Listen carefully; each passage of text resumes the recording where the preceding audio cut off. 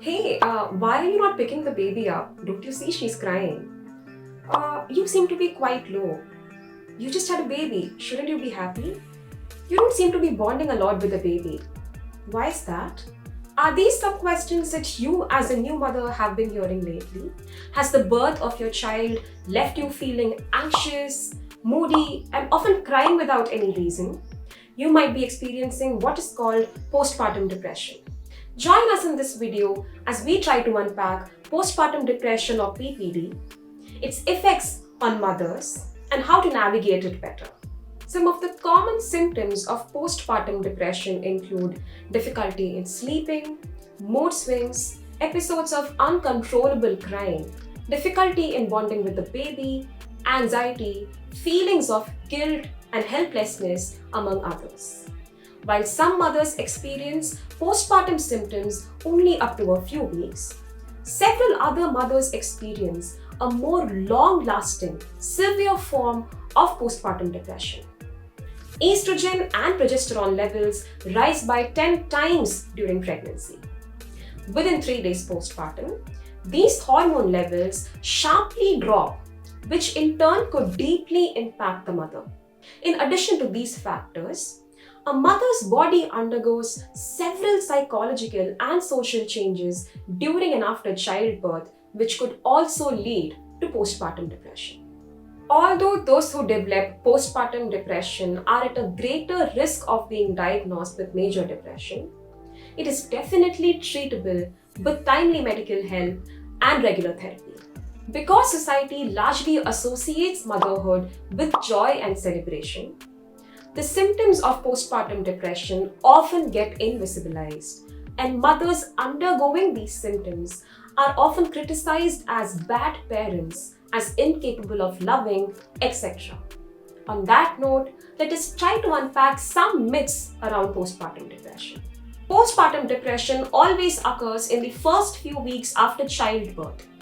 While the symptoms are generally seen as developing after 4 weeks of childbirth, studies indicate that nearly 68.8% people show signs even after 4 months postpartum.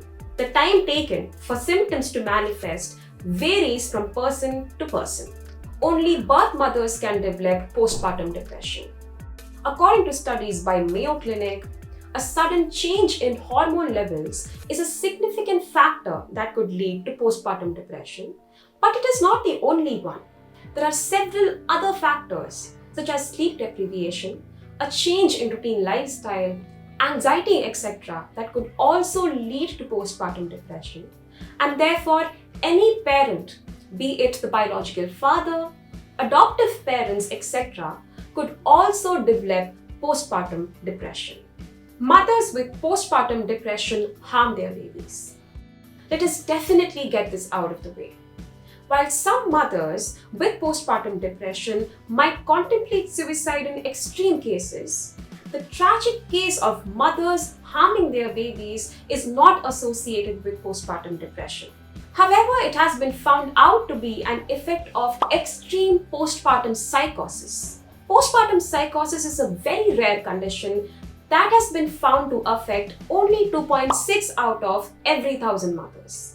Conversations around mental health continue to be hushed up in our society, and when it is integrated with the glorification of motherhood, it becomes all the more difficult to address postpartum depression and avail treatment. However, the silver lining is that with holistic emotional support, medication, and therapy, postpartum depression can be completely treatable.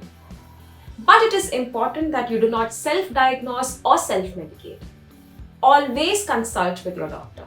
In addition to accessible and affordable healthcare, it is vital for the mother to be surrounded by support systems such as an understanding partner, parents, and in-laws for a holistic and sustainable recovery from postpartum depression. And for us as a society, it is important to understand that motherhood is an experience unique for each individual. So we might not exactly see mothers happily dancing with their babies cradled in their arms as Bollywood desperately wants us to believe. And so we shouldn't exactly rush to judge parents as bad or immature. And while we are at it, Let us stop glorifying a monolithic form of motherhood and understand that it is different journeys for different people. Notions of ideal motherhood could impact women to such an extent that they could end up blaming themselves gravely for their inability to bond with their newborn babies. Are you a parent who has navigated postpartum depression? Please share your experiences with us in the comment section below. If you found this video useful, don't forget to like, comment and share. And don't forget to subscribe to Feminism in India for your dose of desi intersectional feminist content.